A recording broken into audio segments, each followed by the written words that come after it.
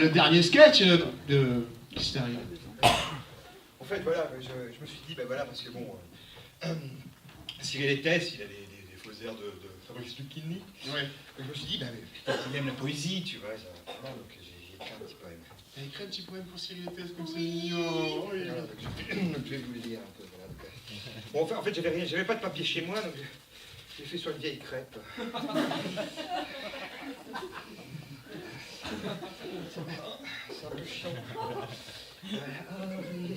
C'est pas facile quand même.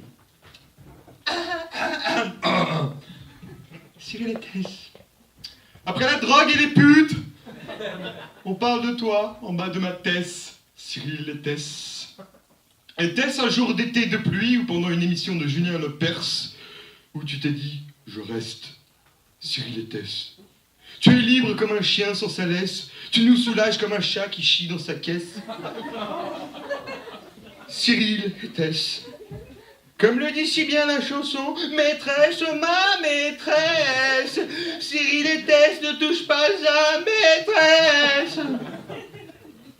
Lorsque tu vas à l'église, tu remplaces le curé pendant la messe. C'est tout de suite moins chiant et sans tristesse. Cyril Ettès, tu peux pas tester. Cyril Ettès, mets donc ton gilet pare-balles à base de barbe à papa, à base de barbe à papa. Merci.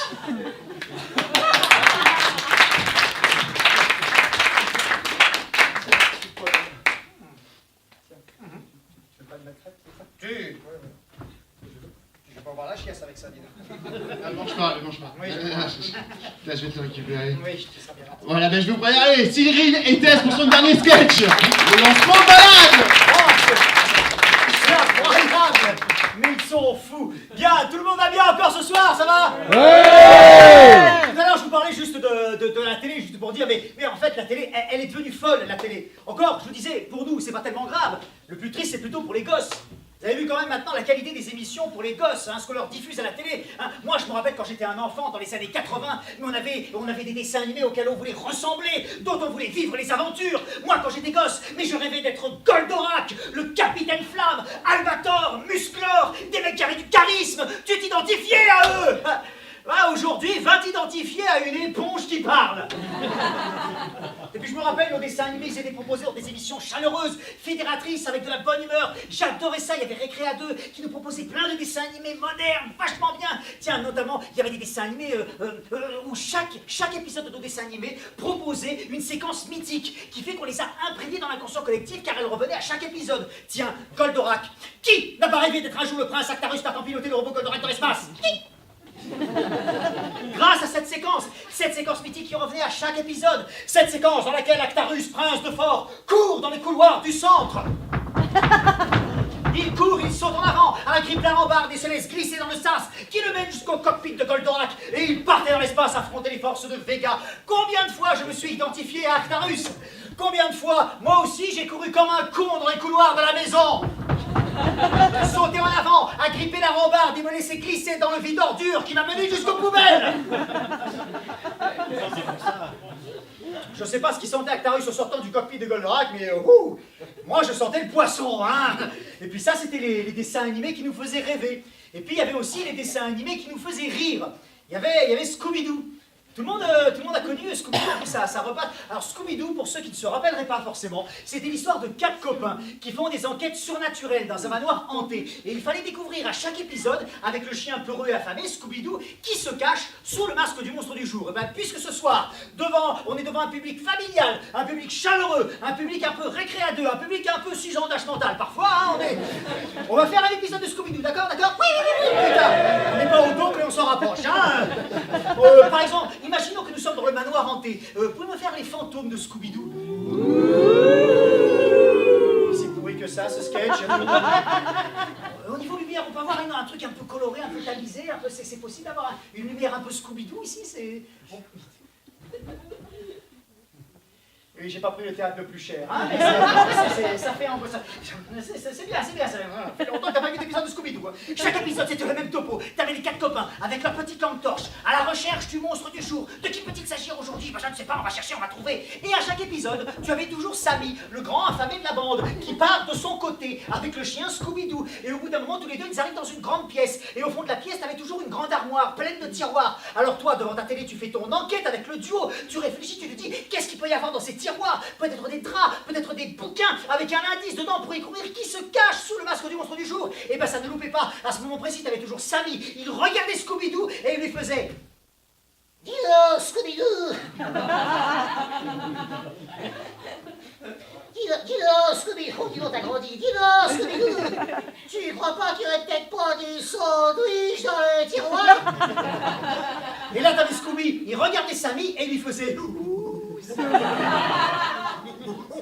Oui, Sammy!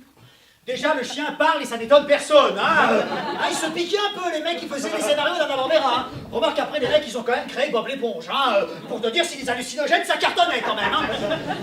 Viens, Scooby-Doo, on va ouvrir le tiroir et voir s'il y a pas du sandwich dans le tiroir. Et là, Sammy, il avançait, il ouvrait le tiroir, et du tiroir, t'avais un monstre épouvantable qui sortait.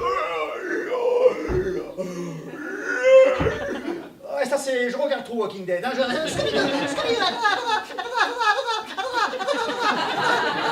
Fantôme! Et la poursuite commençait dans le manoir hanté, avec les jambes qui se transforment en roues. J'adorais ça, Scooby-Doo! Oh, j'adorais ça, c'était vachement... C'était vachement dangereux, Scooby-Doo. Je dis ça parce que chaque été, on y jouait avec les copains en colonie de vacances. Un été, j'ai un copain, il a fait le rôle du monstre. On l'a cherché 3 jours. Le 4e jour, on l'a quand même retrouvé, il était plié et étouffé dans le tiroir de la commode du moniteur de la commode. Ben voyez, mesdames, messieurs, nos dessins animés, on s'en souvient, ils nous ont fait rire, ils nous ont fait rêver, ils nous ont fait nous évader. Et quand je pense quand même que dans les années 80, quand on regardait ces dessins animés, on venait nous faire la morale, on venait nous expliquer que c'était dangereux, qu'on allait devenir des mauvaises personnes, que c'était trop glauque, trop violent. C'est vrai, dans les années 80, on nous disait, ne regarde pas trop Goldorak, ne regarde pas trop Scooby-Doo, ne regarde pas trop Dorothée, c'est trop glauque, c'est trop violent, tu vas devenir un tueur, un psychopathe. Est-ce que j'ai l'air d'être un psychopathe de regarder ces séries, mesdames et messieurs?